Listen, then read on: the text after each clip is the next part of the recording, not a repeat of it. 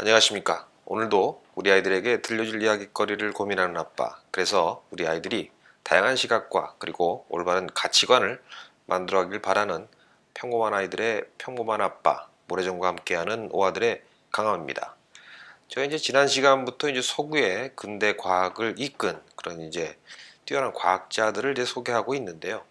오늘은 이제 지난번 갈릴레오에 이어서 서구과학에서 가장 영향력 있는 과학자로 꼽히고 있는 아이작 뉴턴에 대해서 이야기를 해보도록 하겠습니다. 자, 뉴턴 나중에 유명한 양반이죠.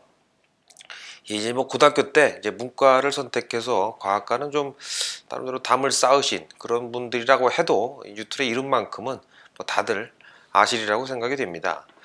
뉴턴은 이제 1642년 12월 25일, 그러니까 이제 크리스마스네요. 영국에서 태어났습니다. 근데 이제 이 1642년이라고 하면 이제 앞서 이제 얘기해드렸던 갈릴레오가 이제 사망한 같은 해이기도 하죠.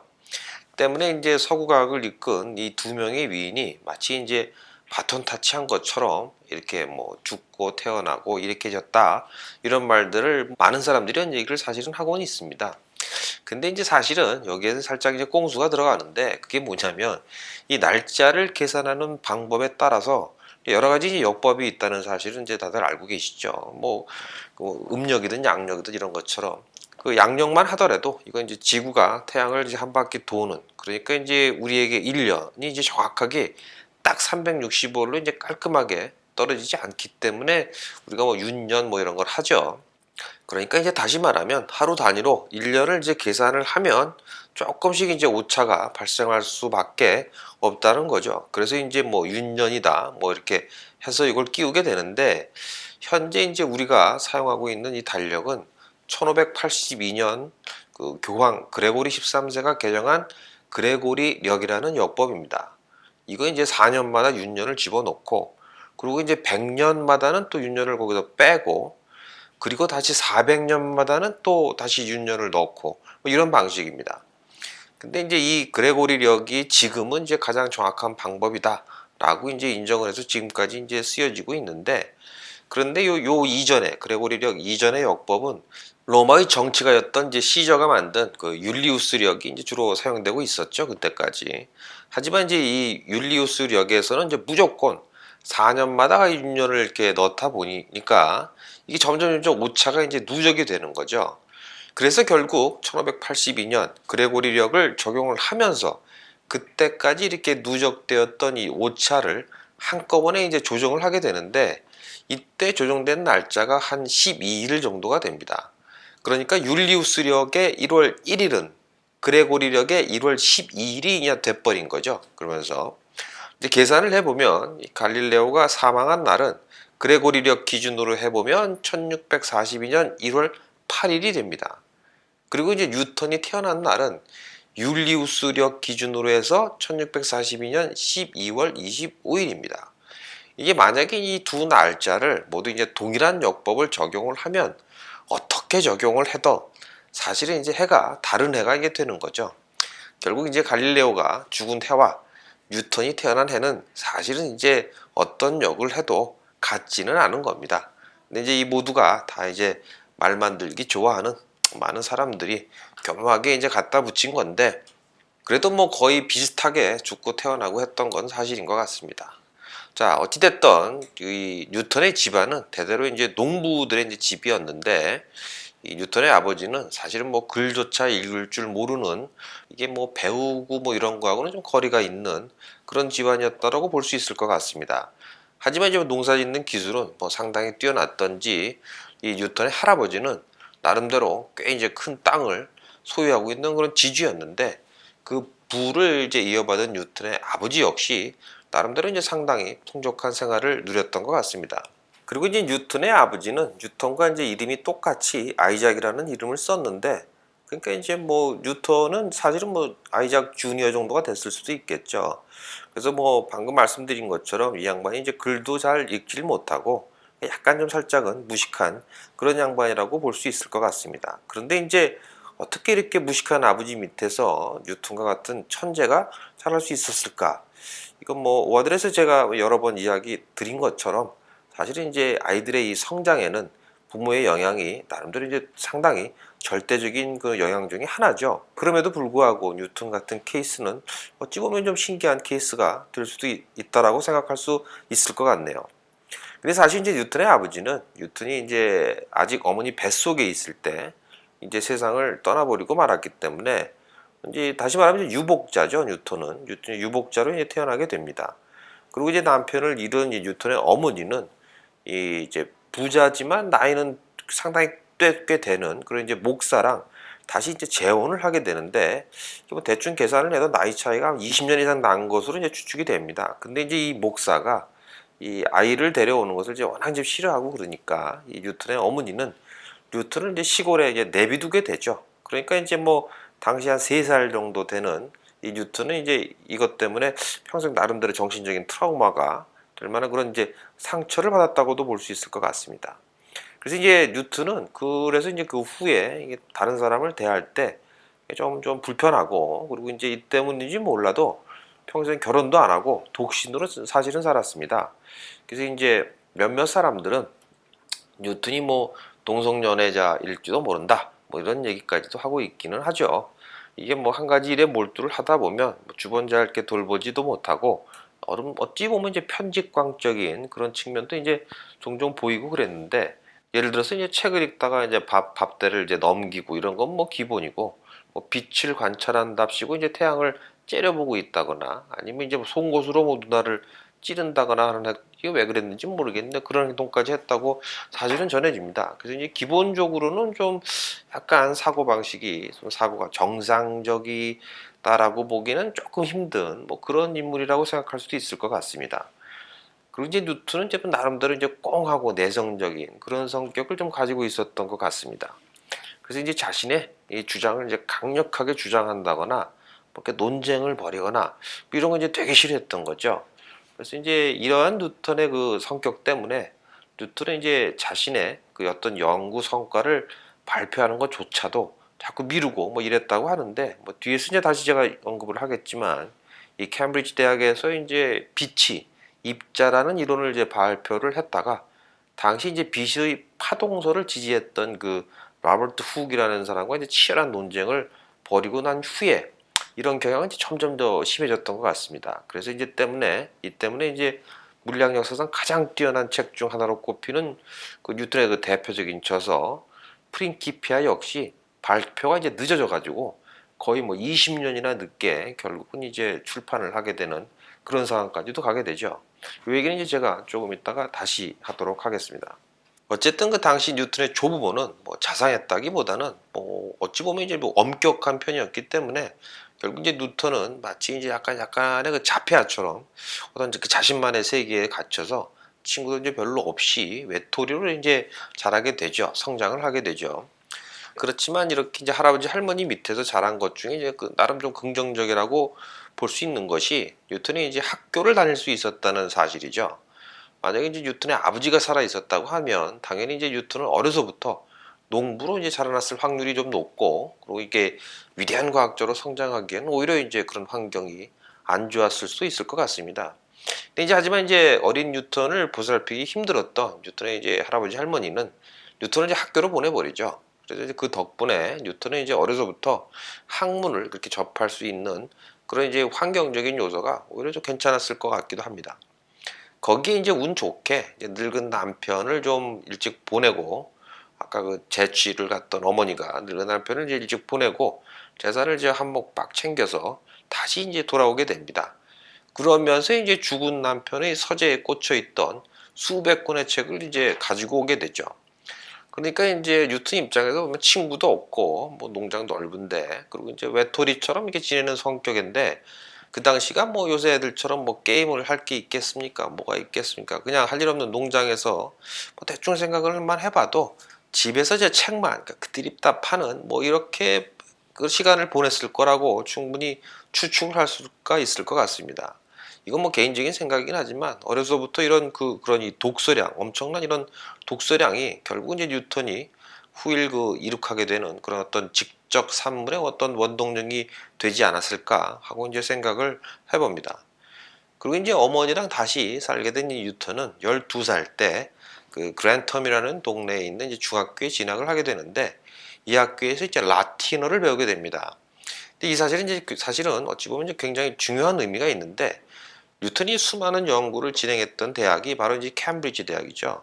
근데 하지만 이제 뉴턴이 이 대학에서 무언가를 이제 많이 배우거나 하지는 않았던 것 같습니다. 뭐 예전과 같이 그리스 로마의 철학을 그냥 외우는 외우기식, 주입식 뭐 이런 식의 이제 커리큘럼이 대부분이었기 때문에 그런 것 같죠. 근데 그래서 이런 이유 때문에 이제 뉴턴은 스스로 이제 다른 과학자나 이제 철학자들의 저서를 구해서 이제 읽게 되죠. 그러니까 뭐 갈릴레오, 뭐 데카르트, 베이컨 뭐 이런 철학자, 과학자 뭐 이 사람들이 이제 저서를 구해다가 이제 읽은 거죠.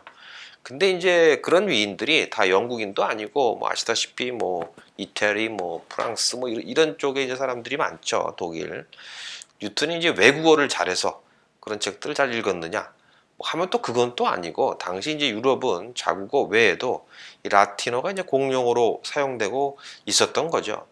그래서 라틴어라고 하면 로마의 이제 언어라고 볼 수 있죠. 그리고 이제 당시 유럽의 그 다양한 철학서 그리고 이제 과학 이런 철학서들이 그 대부분 라틴어로 이제 작성이 되어 있었던 겁니다. 지난번 제가 이제 갈릴레오 편에서 갈릴레오가 처음 인기를 얻게 된 시데레우스 누치우스 역시 이제 라틴어로 사실은 쓰여졌죠.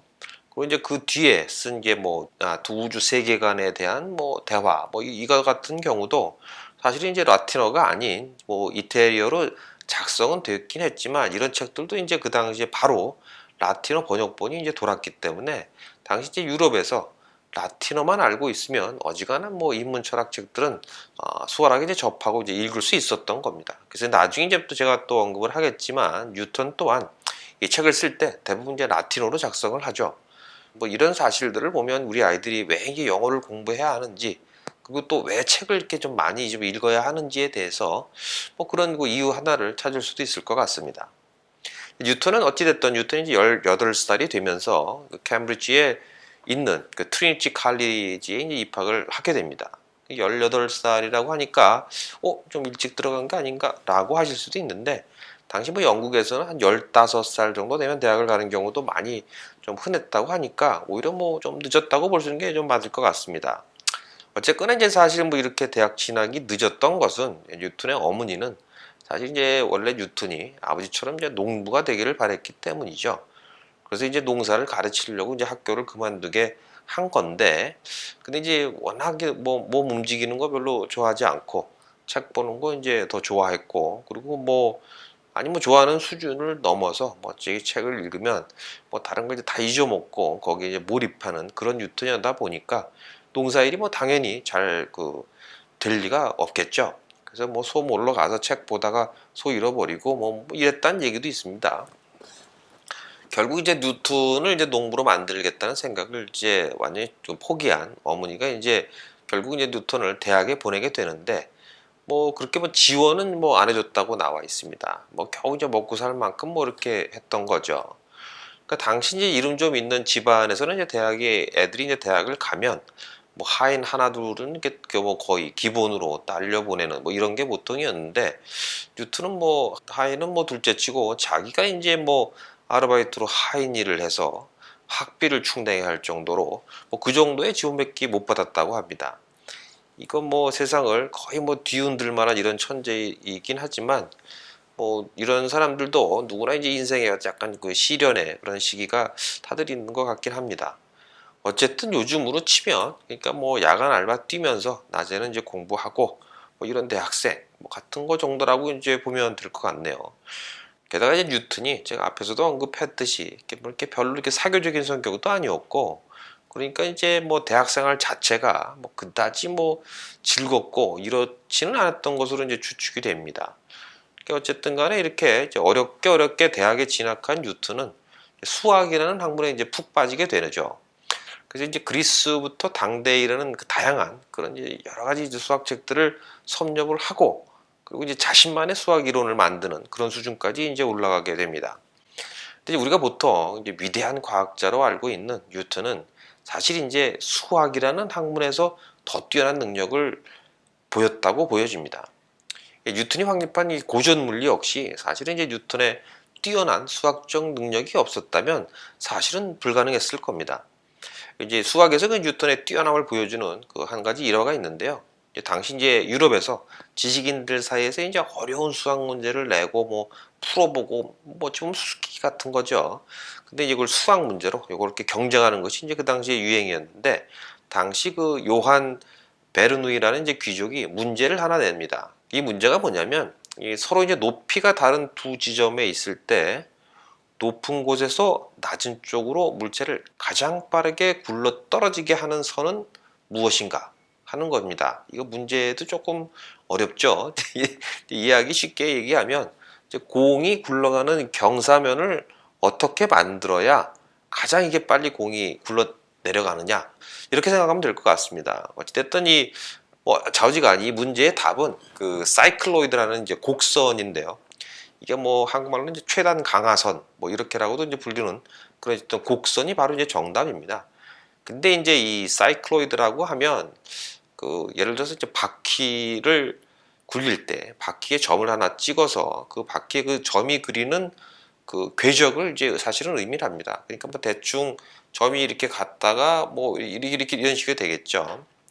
사실은 이 사이클로이드 곡선이 왜 정답인가를 설명하자 그러면, 여기다 이제 미분법부터 설명을 해야 되니까, 어쨌든 좌우지간 되게 어려운 문제라고 보시면 됩니다. 그래서 이제 유럽 전역에서 이 문제의 해답을 찾아낸 사람은 이 출제를 했던 이 베르누이를 제외하면 딱 한 3명 정도밖에 없었다고 합니다. 그것도 이제 뭐 몇 개월씩 걸려서 이제 푼다고 뭐 그래서 겨우겨우 이제 풀어내고 그랬던 것 같습니다.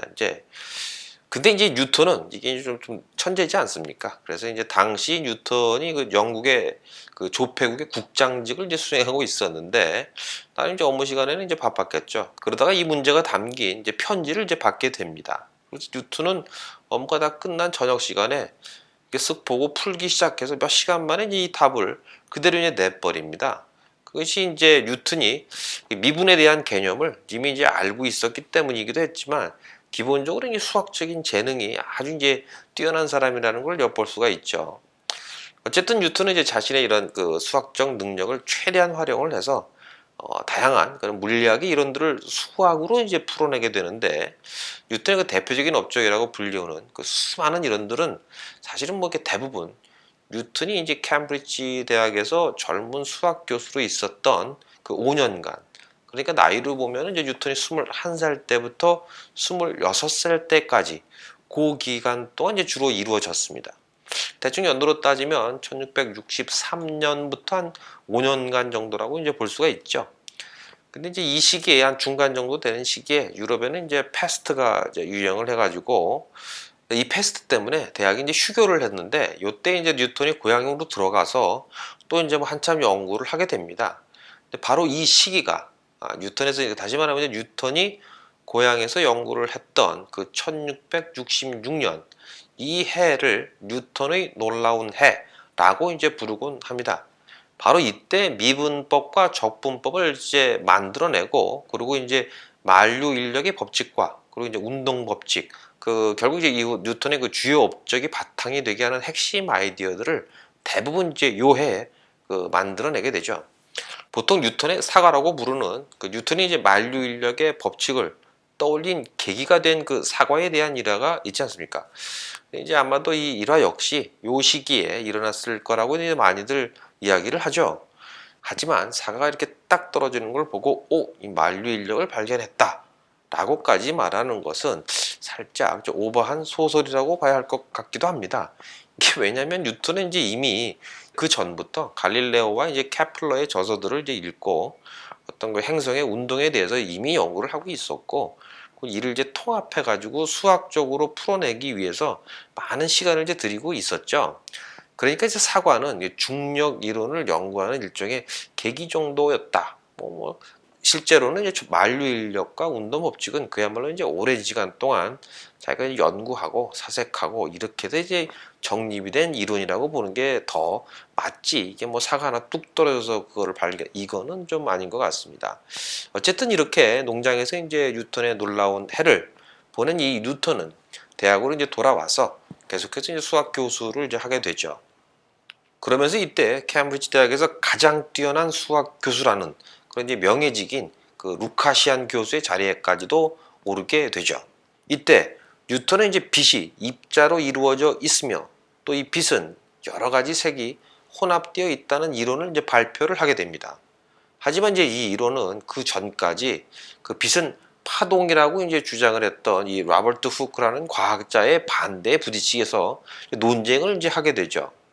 근데 이제 앞서 얘기했던 것처럼 뉴턴은 이제 이런 논쟁하고 이제 이런 거 하는 거 되게 싫어하고 익숙지도 않기 때문에 결국은 이제 후크와의 이 논쟁을 한 뒤로 뉴턴이 이제 정신적으로 상처를 좀 많이 입었는지 어쨌는지 결국 이제 모든 대외 활동을 다 접어버리고 사실상 은거로 이제 들어가게 돼버립니다.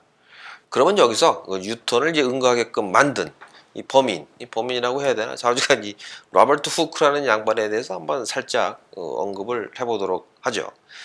이 자매는 뉴턴에게 이제 사사건건 시비를 계속 걸었다는 이유 하나만으로 사실은 이제 상당히 저평가되고 있는 양반이 바로 이제 로버트 후크인데, 이 양반이 뉴턴보다 약 한 7년 정도, 7살 정도가 많은 그런 이제 선배 과학자입니다.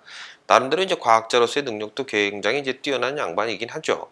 그래서 솔직히 뭐 뉴턴만 없었다 그러면 뭐 나름 한 이름 좀 날릴 수 있는 뭐 그런 인물이라고 볼 수 있습니다, 사실은.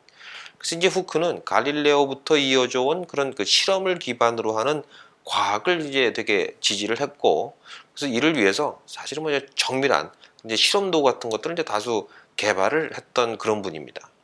그래서 그 중에서도 뭐 고성능 현미경을 제작한 것은 이 후크라는 양반의 대표적인 업적이라고도 볼 수 있죠. 그 외에도 뭐 광학, 천문학, 지질학, 뭐 물리학, 기상학, 화학, 뭐 건축학, 심지어 심리학에 이르기까지 뭐 수많은 연구를 하고 또 성과를 남겼던 그런 양반이기도 합니다. 그래서 이제 이 공로로 해서 당시 영국에서 만들어진 그 왕립 학회의 초기 멤버가 되는데, 이때 이제 뉴턴과 빛에 대한 이제 서로 논쟁을 하면서 뉴턴과 이제 완전히 대립을 하게 되죠. 뭐 세게 싸운 거죠. 또 어찌 보면 이제 뭐 뉴턴의 그런 천재적인 재능을 시기했었을 수도 있을 것 같습니다. 그래서 뭐 실제로 후크는 그 뉴턴의 학회 활동을 집요하게 이제 방해를 했고, 그리고 이제 뉴턴은 이 후크에게 쌓인 게 무진장 많았던지 결국은 이제 나중에 이 후크의 뒤를 이어서 이제 왕립학회 회장이 이제 뉴턴이 되긴 하는데, 그러면서 이제 후크의 모든 업적을 말 그대로 이제 완전히 짓밟아 버리게 됩니다, 이 뉴턴이. 이제 뭐 물론 이제 후크의 그 연구 중에 상당수가 뉴턴의 이제 주장과 다른 부분이 많았기 때문에 이제 자연스럽게 이렇게 뭐 짓밟아 버리는 그런 부분도 있었긴 했겠지만, 이 후크의 논문과 그리고 이제 초상화까지도 이제 막 불태워 버리고 뭐 이런 일들이 있죠. 근데 뉴턴도 이제 역시 그 후크를 감정적으로 거의 증오 수준의 이제 뒤끝을 장렬시킨 게 아닌가 하고 이제 생각을 해봅니다. 근데 실제로 이 때문에 이제 왕립학회의 회장까지 지내셨던 이 후쿠 양반의 초상화가 아직 그쪽에 하나도 남아있지 않다고 합니다. 요 일화만 보면 마치 이제 모차르트와 이제 살리에리의 경우처럼 이 천재들 주위에는 이렇게 이 천재를 이제 강력하게 시기하는, 그러나 결국은 넘지 못한 이런 존재들이 항상 주위에 있는 게 아닌가, 좀 뭐 그런 생각을 한번 해보네요.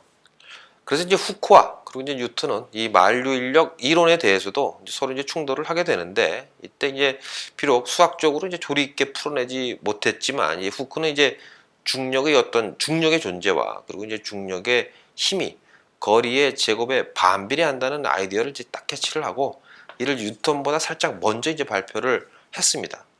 때문에 이제 뉴턴이 나중에 이제 만류인력을 발표했을 때, 이건 뭐 내 아이디어를 도용했다라고 이제 비난을 막 하죠. 근데 이제 하지만 이제 후크의 아이디어는 수학적으로 이제 제대로 설명이 되지도 못했고, 그리고 이제 상당히 이제 상당수의 오류를 품고 있었기 때문에 이제 이러한 표절 시비는 결국 이제 학계에서 결국 이제 인정받지 못하게 됩니다. 뉴턴은 이렇게 이제 후크와의 논쟁을 한 뒤에 자신의 연구 결과를 이제 뭐 발표하지 않고 그냥 이제 묵히게 되죠.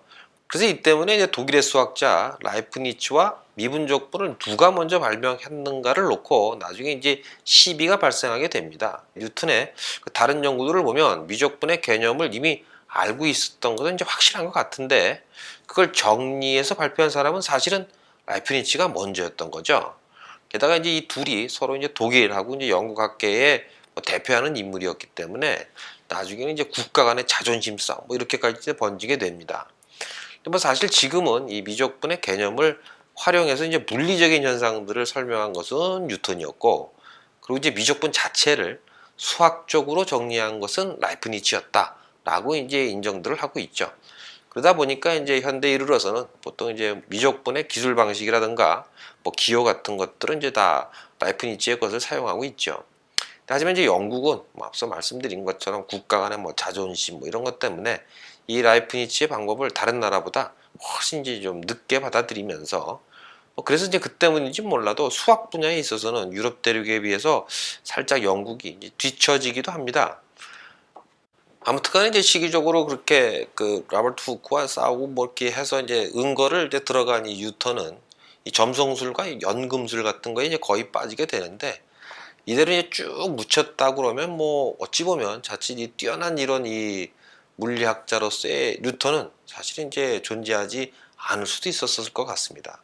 하지만 이제 마침 이때 이렇게 이제 은거에 있던 뉴턴에게 평소에 이게 친하게 지내던 후배가 이제 한 명이 찾아오게 되는데 그 양반이 이제 바로 헨리 혜성을 발견한 천문학자 그 에드먼드 헨리였습니다. 당시 이제 헨리는 케플러가 발견한 이제 행성 궤도가 타원이라는 사실을 놓고 이 행성이 타원으로 이렇게 공전하는 이유에 대해서 고민을 하고 있었던 거죠. 그래서 이제 이걸 평소 우리 뭐 뉴턴 양반이 워낙 천재니까 선배고 내가 나도 존경하니까 그래서 선배의 이제 자문을 얻으려고 찾아간 거죠. 그래서 이제 뉴턴을 만난 헨리는 이제 평소 자신이 고민했던 이런 문제에 대해서 이게 털어놓게 됩니다. 이런 거죠. 이제 도대체 왜 행성들이 타원으로 공전을 하는 걸까요? 라고 묻자 뉴턴은 너무도 쉽게 야 그건 거리의 제곱에 반비례하는 중력 때문에 그런 거지 라고 아주 쉽게 답변을 한 겁니다. 그래서 이제 헨리가 그거를 어떻게 알았을까? 라고 이제 물어보게 되죠. 그러면서 뉴턴은 야, 그거 나 옛날에 다 계산해 놨던 건데 뭐 그게 이렇게 어려웠었나? 뭐 이렇게 된 겁니다. 그러면서 이제 만류 인력과 함께 이 행성의 타원 궤도를 여기에 이제 미적분을 사용해서 이제 설명을 하게 되는데 근데 솔직히 헨리는 이때 이걸 뭐 다 이해했을까라고 생각을 해보면 그렇지 않을 수도 있었을 것 같습니다. 왜냐하면 이 미적분 자체가 그 당시에 뭐 아는 사람이 별로 없었기 때문에 하는 사람이 별로 없었던 걸로 봐서는 헨리도 뭐 긴가민가 했지 않았나. 그렇지만 이제 야 이거 뭐 그래도 이게 좀 뭐 좀 말 좀 되는 뭔가 이제 감을 좀 잡은 거죠, 눈치를. 그러면서 이제 뉴턴을 꼬시죠. 형님 이거 뭐 논문으로 한번 만들어 보는 거 괜찮지 않겠습니까? 하고 이제 뉴턴을 꼬시게 됩니다. 이건 뭐 제가 이제 상황 설정은 다 제가 재밌자고 한 거고 뭐 정말 이랬겠습니까? 그냥 뭐 사실 당시에 그 유럽의 과학자들이 자신이 이제 연구하고 있는 그 이론에 대해서 다른 과학자들이랑 이제 논의하고 뭐 이제 또 같이 함께 연구하고 이런 분위기가 일반적이었던 걸로 봐서 뭐 대충 편지 같은 걸로 이제 뭐 했을 수도 있고 그리고 이제 뉴턴이 이제 비록 은거를 했다고는 하지만 그 이전에 이제 워낙 뛰어난 학자였으니까 후배들이 뭐 질문도 많이 질문하면 이제 많이 해결도 해주고 뭐 그랬겠죠. 뭐 어찌됐든 이제 그러다가 뉴턴이 이제 생각하고 있던 이 만류 인력의 개념이 퍼져 나갔고 이를 바탕으로 해서 행성 운동을 이제 설명할 수 있지 않을까 싶어서 이제 결국 헨리가 이제 뉴턴을 찾아간 게 아닌가 정도로 보는 게 아마 더 사실적인 추론일 것 같기도 합니다. 어찌됐든 이 뉴턴은 이제 헨리의 권유를 받고서 처음에는 이제 만류 인력의 법칙만을 설명하는 간단한 논문만 이제 쓸 계획이었죠. 그래서 이제 실제로 왕립 학회에 9장짜리 이제 논문을 보내게 되는데 이 논문의 내용을 보고 이제 뻑한 이제 학회가 이거 뭐 책을 출판해야겠다. 그래서 책 출판 비용 전부를 이 왕립 학회에서 이제 다 책임지겠다는 약속을 해주게 되고 결국 이제 뉴턴은 본격적으로 이제 집필에 들어가게 되죠. 그리고 이제 3년 뒤, 그러니까 이제 1687년에 이르러서 세 권으로 이루어진 고전역학의 완성판, 자연철학의 수학적 원리라는 제 책을 출판을 하게 됩니다. 뉴턴은 이제 이 책을 라틴어로 이제 작성을 했는데 원 제목은 Philosophiae Naturalis Principia Mathematica 뭐 이렇게 되는데 이게 이제 줄여갖고 그냥 프린키피아라고 이제 부르죠 대부분. 그래서 이 책에서는 이제 어떤 물리적인 현상을 설명하기 위해서 이 미적분의 개념을 적용을 하긴 하지만 그 방법론 자체를 이제 서술하지는 않았습니다. 그러니까 이제 뭐 나름 수학이 어려운 사람들을 위해서 어떻게 보면 이제 과학 교양서 뭐 이런 것 같은 느낌 정도. 근데 하지만 이제 쉽게 상상하기 힘든 이 기하학적인 내용들을 서술하는 데다가 그 서술 방식 또한 이 기존의 방식과는 좀 상당히 달랐기 때문에 이 전문적인 뭐 그 학자들도 상당히 읽기 힘든 대단히 어려운 책이 되어 버렸다고 합니다. 근데 게다가 이제 이 만류인력이라고 부르는 어떻게 보면 이제 새로운 힘에 대한 이런 이론은 그 전까지 이어져 왔던 그런 물리학의 근간을 막 거의 뭐 흔드는 정도의 그런 개념이기 때문에 일부 학자들은 이제 뭐 반발도 하기도 했죠.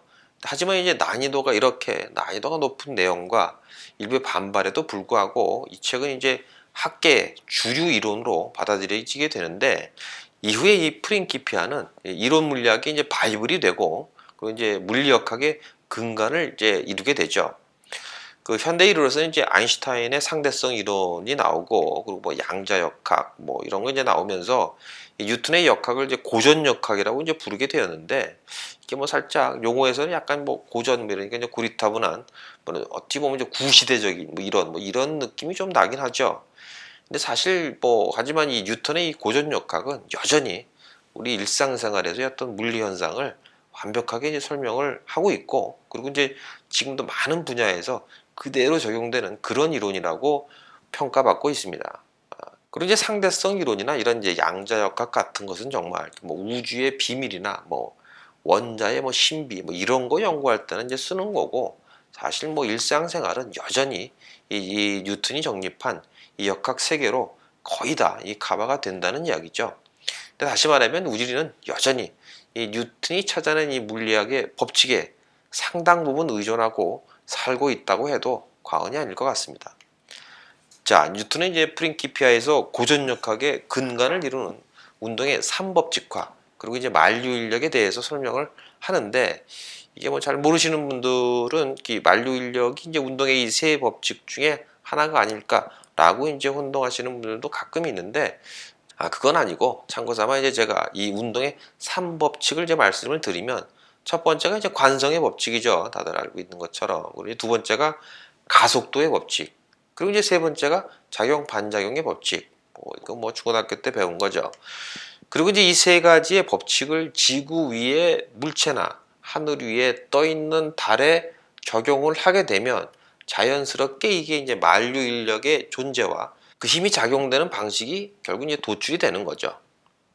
이제 물론 이제 그 뛰어난 뉴턴이라고 해도 그의 연구가 이제 뭐 완전 무결한 것은 아니었겠죠. 그래서 당시에 이제 뉴턴의 이론을 정확히 입증해낼 만한 그런 이제 정밀한 뭐 실험 도구나 뭐 실험 환경 당연히 없었기 때문에 매번 이제 실험을 할 때마다 약간의 이제 오차가 항상 나타날 수밖에 없었을 겁니다. 그래서 이제 일부에서는 뭐 뉴턴이 자신의 이제 이론을 증명하기 위해서 실험 결과를 이제 조금씩 수정했다 뭐 이런 얘기가 있기도 하죠. 사실 근데 뭐 훌륭한 이론이라는 것은 반드시 뭐 완벽하다거나 뭐 정확해야 되거나 물론 뭐 필요하긴 하지만 또 그것이 꼭 필요한 거는 또 아닐 수도 있을 것 같습니다. 그러니까 이제 일단은 논리적으로 이제 일관성이 있어야 되고 그리고 이제 철학적으로 만족스러우면서 그리고 이제 물리적인 현상들을 정확히 설명을 할 수 있다 그러면 뭐 그 정도로 충분하다는 거죠. 뭐 사실 이 세 가지 조건을 만족시킨다는 것 자체가 사실 이제 무지 어려운 이야기인데 어쨌든 적어도 뉴턴의 이론은 이 세 가지 조건을 충분히 만족을 했고 그리고 이제 거기다가 이것을 수학적으로 표현해서 다른 이론으로 발전할 수 있는 토대를 구축했다는 사실입니다. 실제로 이제 수많은 과학자들이 이 뉴턴이 이제 수학적으로 탄탄하게 표현한 그의 이론을 바탕으로 해서 많은 이제 물리학적 현상에 대한 설명과 예측들을 이제 이끌어내지요. 몇 가지 예를 들어보면 뭐 해성의 공전 주기를 계산해 낸 것이라던가 그리고 이제 토성의 고리가 고체가 아니라는 것을 이제 예상한 것, 뭐 그리고 이제 공전 궤도가 이제 규칙적이지 않은 천왕성의 움직임으로부터 그 뒤에 있는 이제 해왕성의 존재를 예상하는 거, 뭐 이런 것들이 있을 수 있을 것 같습니다. 하지만 이제 프린키피아라는 대작을 작성한 이 뉴턴은 사실 이제 프린키피아의 출판 이후에 뭐 새롭게 이룩한 뭐 과학적인 성과는 사실은 별로 없습니다. 좀 심하게 말하면 이 프린키피아의 출판을 끝으로 사실 이제 과학자로서의 생명을 접은 게 아닌가 하는 생각도 이제 드는데 사실 이 프린키피아 역시 예전에 이제 연구해 놓았던 것을 헨리가 이제 콕콕 찔러서 작성한 것이라고 보면 어찌 보면 이제 앞서 어떤 후크와의 논쟁 이후에 더 이상 이제 새로운 연구는 거의 뭐 중단한 게 아니었을까 하는 추측도 좀 해보게 됩니다. 이 프린키피아 출판 이후에 뭐 엄청난 명성과 함께 학계에 이제 거물로 이제 떠오르는데, 뉴턴은 살짝 낙하산 스타일로 당시 그 영국의 주화를 주조하던 이제 조폐국의 감독관으로 이제 가게 됩니다. 여기서 대충 한 20년 정도 근무를 하고, 그리고 이제 왕립학회의 회장직을 맡고 있던, 앞서 제가 얘기했던 이제 로버트 후크가 이제 죽고 나서 이 왕립학회의 이제 회장으로 오르게 됩니다. 이후에 뉴턴은 뭐 일반적인 천재들과는 좀 다르게 나름대로 이제 풍족한 그런 이제 노후를 보내면서 85세의 나이로 편안하게 이제 돌아가시게 됩니다. 근데 뭐 사실 이제 뉴턴과 같은 이런 과학자들의 이제 삶이라는 것이 뭐 특히나 이제 근대로 올수록 정말 이제 학자, 그러니까 이제 뭐 연구만 하고 뭐 이런 사람들이 대부분이다 보니까 뭐 좀 어려운 공부라서 그럴 수도 있겠죠. 옛날하고는 틀리게. 그들의 업적들 외에는 사실은 이제 별로 할 얘기가 이제 많지는 않습니다. 다만 앞서도 이제 얘기했듯이 이 프린키피아라는 이제 엄청난 대작을 남길 수 있었던 이 뉴턴이 중년 이후에 뭐 점성술이나 뭐 연금술 같은 거나 이제 연구하고 다른 학자들과 이제 교류가 이렇게 이제 제한적이었다는 사실은 어찌 보면 이제 매우 좀 안타까운 일이 아닐까 이렇게 생각을 해봅니다. 어쨌든 저는 이제 또 이런 생각이 드네요. 만약에 뉴턴이 이제 어린 시절 어머니의 자상한 보살핌을 받아 약간 이제 편집증적인 그런 이제 성격을 가진 뉴턴이 아니라 나름대로 예의도 있고, 그리고 이제 개방적인 활발한 그런 성격의 이제 뉴턴이 될 수 있었다 그러면, 그리고 이제 거기다가 그러한 성품을 바탕으로 뉴턴의 이런 천재적인 두뇌가 또 결합을 했다 그러면 이제 다른 과학자들과 이제 아무래도 협력도 막 많이 하게 되고, 그리고 더 뛰어난 업적을 남길 수 있지 않았을까 하는 생각도 이제 들긴 합니다. 근데 뭐 사실 이것도 어찌 생각하면 뭐든지 더 나아야 되고 뭐 더 발전해야 되고 어떤 뭐 최고의 효율성만을 추구하고 이렇게 살아왔던 뭐 저의, 아니 뭐 우리 세대들이죠. 우리 세대들의 생각일 것 같기도 합니다. 어쨌든 또 한편으로는 이 뉴턴처럼 중년 이후에 약간은 뭐 이렇게 은퇴 분위기로 편안하게 자기 하고 싶은 거 하면서 그렇게 이제 인생을 마감하시는 분들을 이제 보면 어떤 면에서 이제 살짝 부러운 생각이 들기도 하네요. 글쎄요, 여러분들은 어떤 생각을 갖고 계신지 궁금하기도 하네요. 자, 어찌됐든 그럼 다음 시간에 뵙도록 하겠습니다. 강함이었습니다.